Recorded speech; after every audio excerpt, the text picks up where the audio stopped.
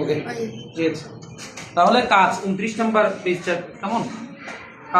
কাজের মধ্যে আমরা কত কাজ অলরেডি এর আগের পৃষ্ঠাটা করছিলাম 28 পৃষ্ঠার যে কাজগুলো ছিল আর কি, যে ডেবিট ক্রেডিট নির্ণয় এগুলো আমরা করছিলাম। আজকে তোমাদের বাড়ি কাজ দিয়েছিলাম, ওটা তো করো নাই।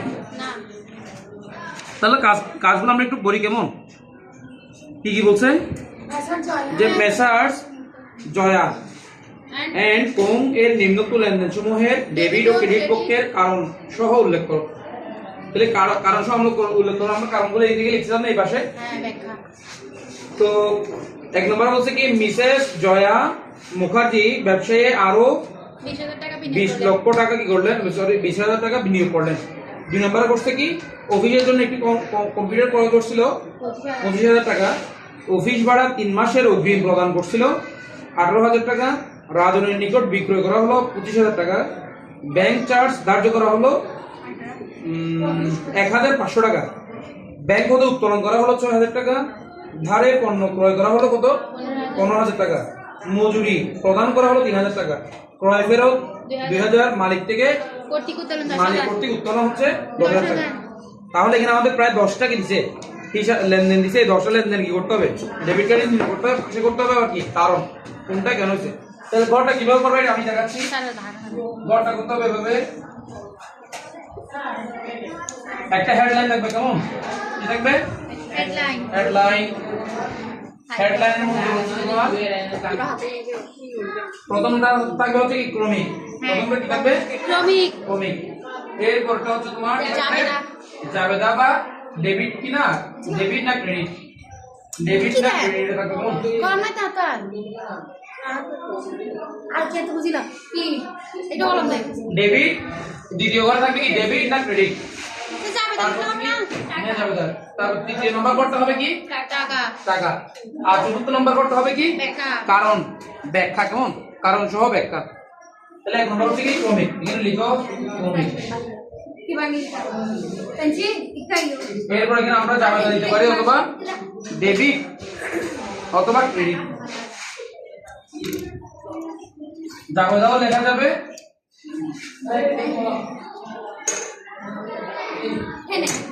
জাবেদা লেখা যাবে অথবা যদি তুমি লিখতে চাও ডেবিট না ক্রেডিট,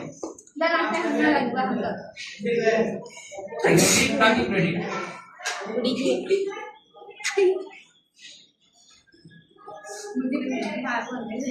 আর এখানে হচ্ছে টাকা কেমন, আর এখানে হচ্ছে কি কারণ সহ ব্যাখ্যা।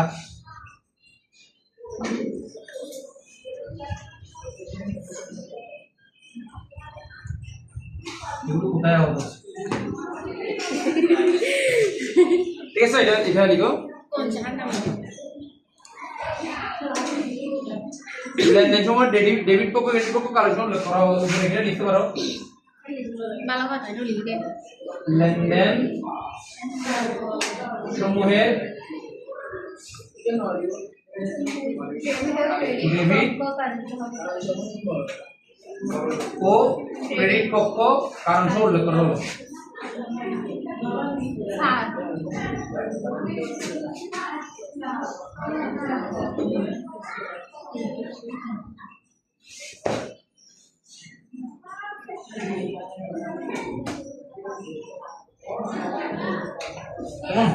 তাহলে ঘরটা হবে কবে, ঘরটা হবে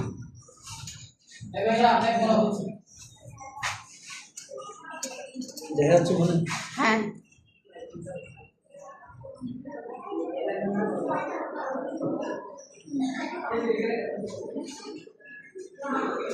ওকে।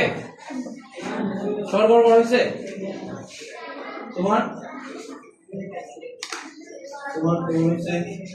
সবার হয়েছে না, তুমি বুঝবো কেন। তাহলে এক নম্বরে কি বলছে যে মিসেস জয়া মুখার্জি ব্যবসায়ে আরো 20,000 টাকা কি করছিলেন বিনিয়োগ করছিলেন। এখানে তো প্রথমে সে 50,000 টাকা নগদ আনছিল না, এখন আবার কি করছে 20,000 টাকা আনছে। তার মানে কি হয়েছে আমি এক নম্বরে বলতেছি, দেখো আমি কারণগুলো ব্যাখ্যাগুলো তোমরা ওখানের মতো যে সিস্টেম এটা আগেটা করছিলাম সেভাবে করবা, আমি জাস্ট ব্যাখ্যাগুলো কিভাবে হচ্ছে এখানে শর্ট কাট এখানে দেখাচ্ছি। এক নম্বর হচ্ছে কি দেখো সে কি আনছে ব্যবসায় কি আনছিল? মূলধন আনছিল না? মূলধন আছে কত? 20,000 টাকা সে মূলধন আনছে, তার মানে কি বাড়ছে? তার মূলধন বাড়ছে না? মূলধন কি করছে? বাড়ছে। আবার নগদ টাকা বাড়ছে না? তার মানে কি বাড়ছে? নগদ টাকা বাড়ছে। নগদ টাকা বাড়ছে, ঠিক আছে? তো আমরা তোমাদেরকে বলছিলাম না কালকে, সব সব যদি বাড়ে, সব মানে কি? সব মানে হচ্ছে কি? সম্পদ, সম্পদ আর হচ্ছে কি? ব্যয়। কেমন? সম্পদ আর ব্যয় যদি বাড়ে কি হয়? বাড়লে কি? বাড়লে ডেবিট। কেমন? সম্পদ আর ব্যয় এই দুটো জিনিস শর্টকাটে মনে রাখার উপায় হচ্ছে কি? সব সব যদি বাড়ে তাহলে ডেবিট, সব যদি কমে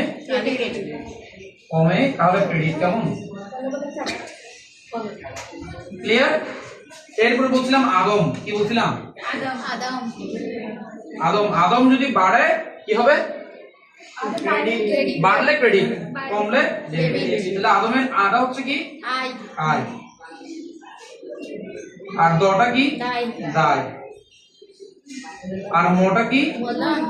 মূলধন বা মালিকানা সত্ত্ব। কেমন? মালিকানা সত্ত্ব। কেমন? তাহলে এই দুইটা জিনিস যদি কি হয়? বাড়ে। এই তিনটা জিনিস যদি বাড়ে তাহলে ক্রেডিট, আর যদি কমে তাহলে ডেবিট।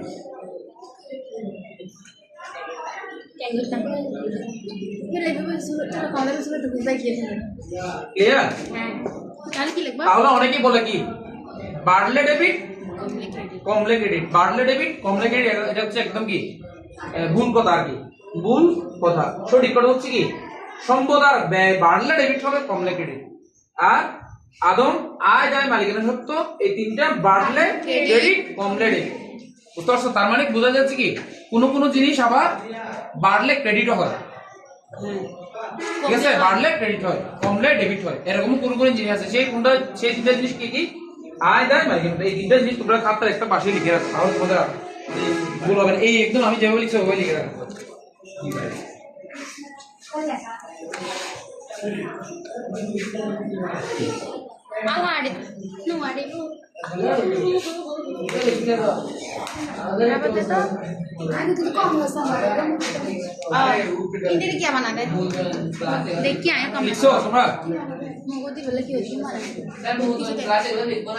এভাবে লিখবে, যেভাবে লিখছে এভাবে লিখবে।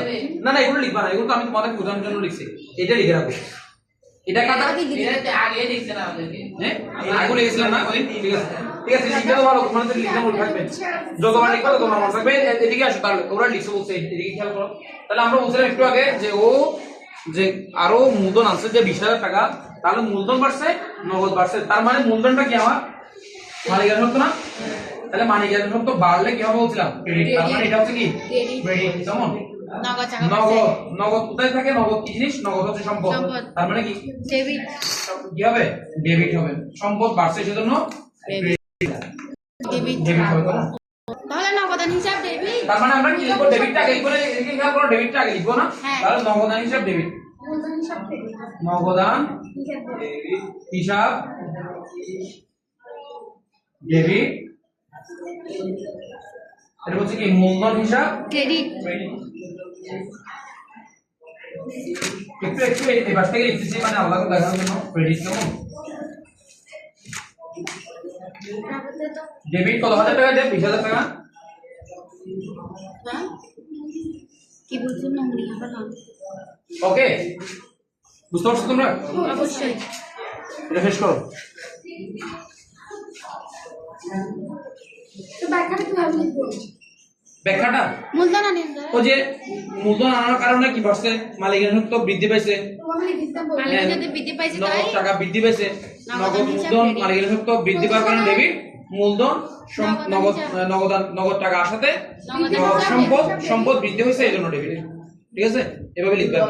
ও কালকে ওখানে যেভাবে লিখছিলাম, ওখান থেকে যেভাবে লিখছো ব্যাখ্যাটা পাশে যেভাবে আছে ওখান থেকে দেখে দেখে লিখবে।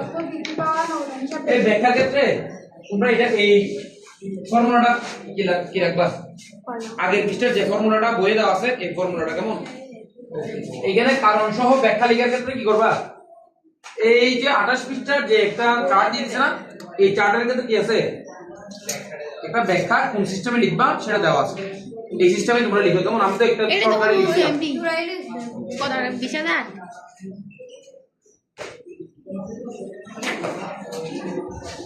আওয়াজ একটু কম হবে এখানে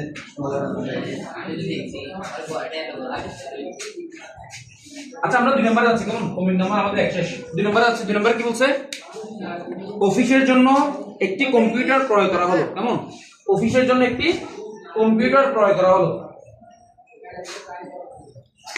তাহলে খেয়াল করে দেখে যে মুছে দিচ্ছি এই বাসটা মুছে দিব যে একটু রাখা বলতো বুঝানোর জন্য অফিসের জন্য আমি যে কি করলাম কম্পিউটার নিলাম এই যে কম্পিউটার এই যে কম্পিউটার এটা কি আমার সম্পদ না কম্পিউটার এটা সম্পদ তার মানে কি কম্পিউটার বাড়ছে না ব্যবসায় আমার সম্পদ আসছে এই সম্পদ আসলে এটা কি ডেবিট হবে না তাহলে কি কম্পিউটার বাড়ছে এটা ডেবিট হবে কি হবে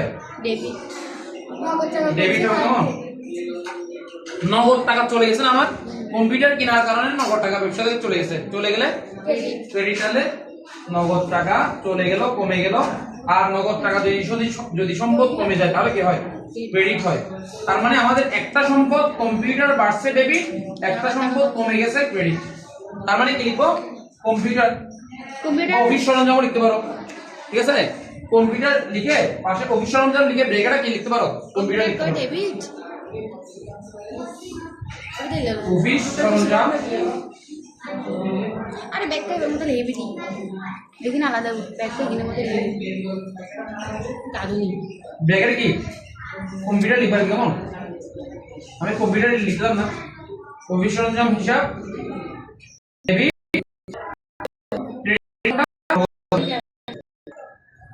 নগদান হিসাব ক্রেডিট কেমন তাহলে টাকা কত ছিল না 25,000 না এখানে আমি টাকার পরিমাণটা এখানে লিখতেছি আর তোমরা বললাম না ওখান থেকে বই থেকে বুঝে বুঝে লিখতে বলছে আমি তো এখানে তোমাদের বুঝাই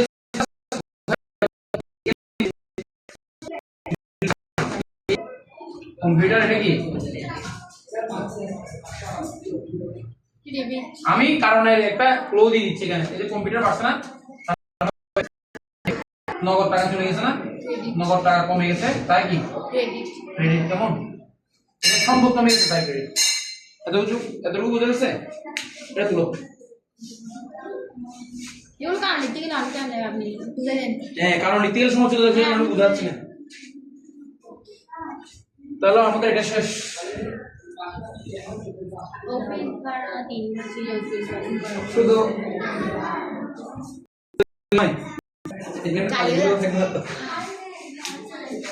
আচ্ছা তারপর এটা 2 নম্বর না 2 নম্বর 3 নম্বরটা লিখতেছি এরপর 3 নম্বরটা কি বলছে দেখো যে অফিস ভাড়া 3 মাসের অগ্রিম প্রদান করা হলো তাহলে অফিস ভাড়া আমি অগ্রিম প্রদান করছি না কি প্রদান করছি তাহলে অগ্রিম প্রদান করার কারণে আমার কি চলে গেছে নগদ টাকা চলে গেছে না তাহলে নগদ কমে গেছে নগদ কমে গেলে কি হবে নগদের সম্পদ না নগদের সম্পদ কমে গেলে কি হয় ক্রেডিট না আরটা কি বাড়ছে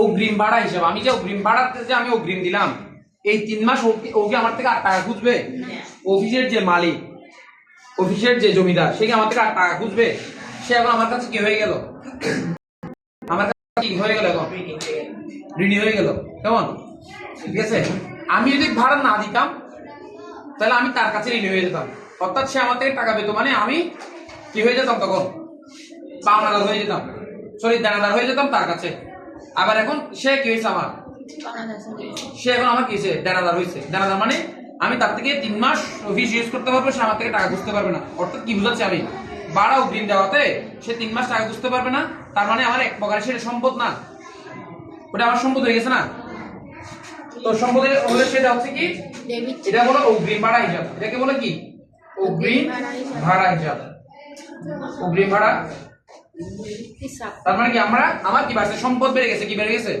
অগ্রিম ভাড়াটা কি সম্পদ, ভাড়া অগ্রিম দিয়ে দিলে যেমন সম্পদ, ভাড়া যদি বাকি রেখে দিই তাহলে কি তাই দায় হবে। বেরিয়ে বুঝতে পারছো, ভাড়া যদি বাকি রেখে দিই তাহলে দায়, তার মানে টাকাটা দিতে হবে, দিতে হলে দায়, ভাড়া অগ্রিম দিয়ে দিলাম, বকেয়া ভাড়া বকেয়া রেখে দিলে যেমন দায়, টাকাটা দিতে হবে দায় লাইবিলিটিস, তেমন ভাড়াটা অগ্রিম দিয়ে দেওয়ার কারণে আমি তার থেকে 3 মাস পর্যন্ত কি নিতে পারবো, সুবিধা নিতে পারবো, কিন্তু টাকা বুঝতে পারবে না।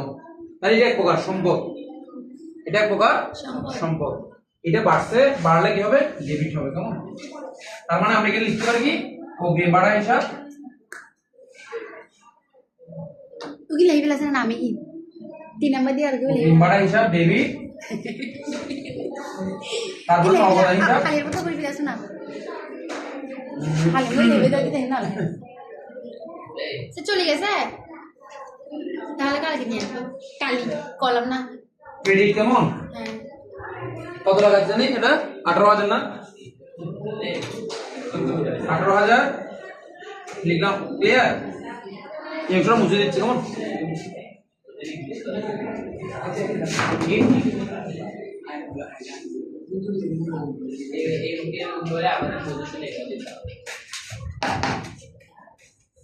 খুলে গেল দ্রুত,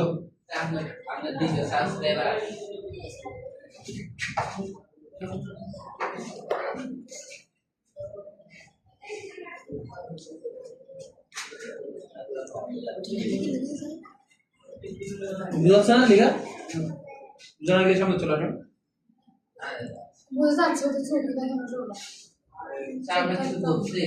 এরপর হচ্ছে কি 4 নম্বর আসো, কি বলছে, রাজনের নিকট বিক্রয় করা হলো, রাজনের নিকট বিক্রয় করা হলো কত টাকা, 25,000 টাকা, হ্যাঁ রাজনের নিকট বিক্রয় করা হলো 25,000 টাকা। হ্যাঁ তাহলে আমি বিক্রয় করলাম, আমি একটা কথা বলছিলাম তোমাদেরকে আগের ক্লাসগুলোতে বলছিলাম যে নাম সহ যদি থাকে, ওটা বাকি ধারে, নাম সহ থাকলে সেটা হচ্ছে কি ধারে ধারে, বুঝতে পারছো?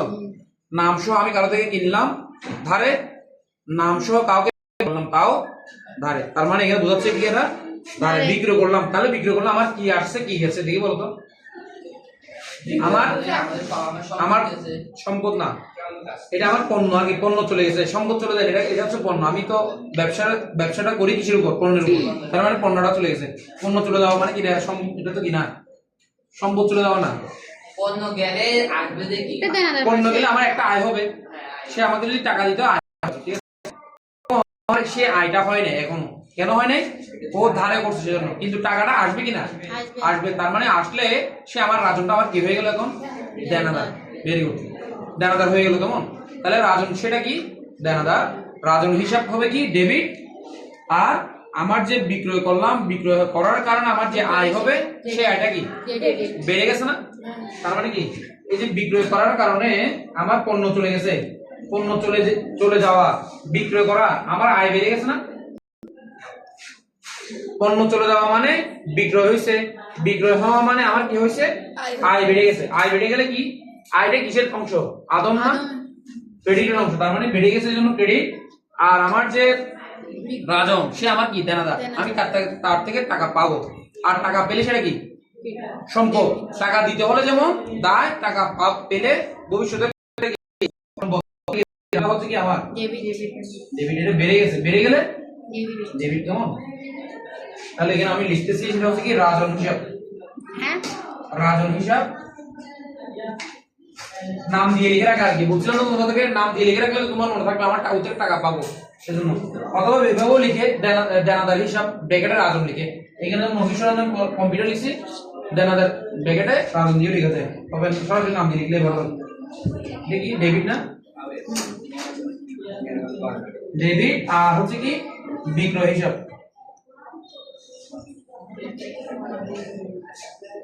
বিক্রয় হিসাব ক্রেডিট, ক্রেডিট, টাকা কত 25,000 টাকা, কেমন?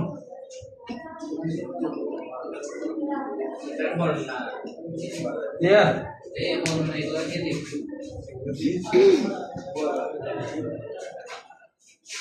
খুব খুব আগে দিকে না আবার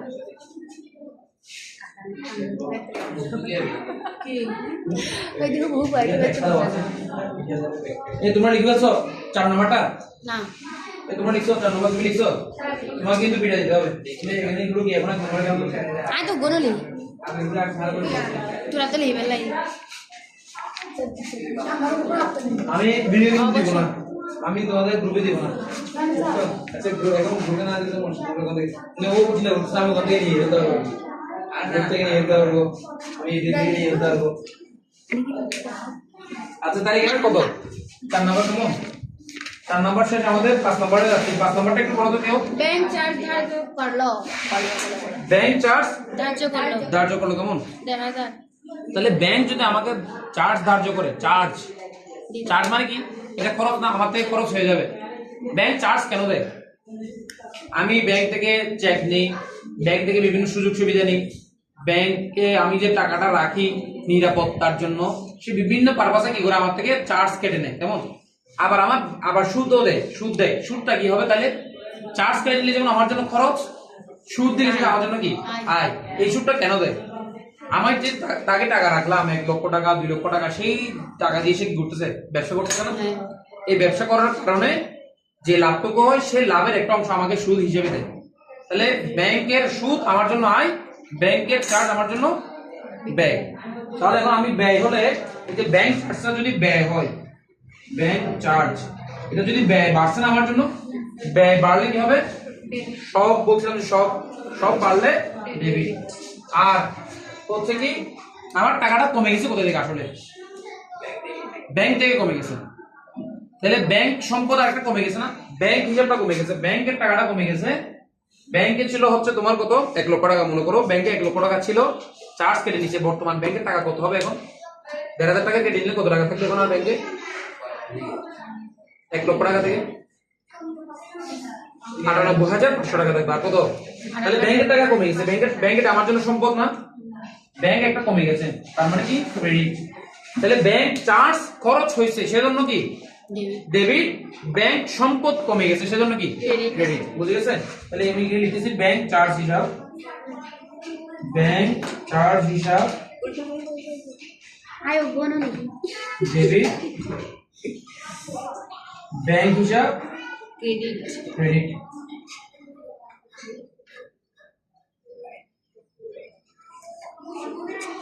কত দেখা যাবে না?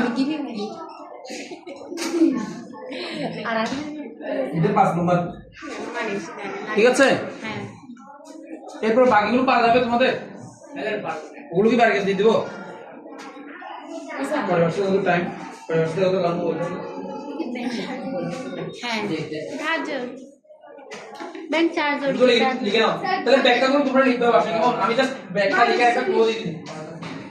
40 दोनों तरह की शुद्ध ना वही 40 এই দিকে খেয়াল করতে হলে सारा हो गया सवाल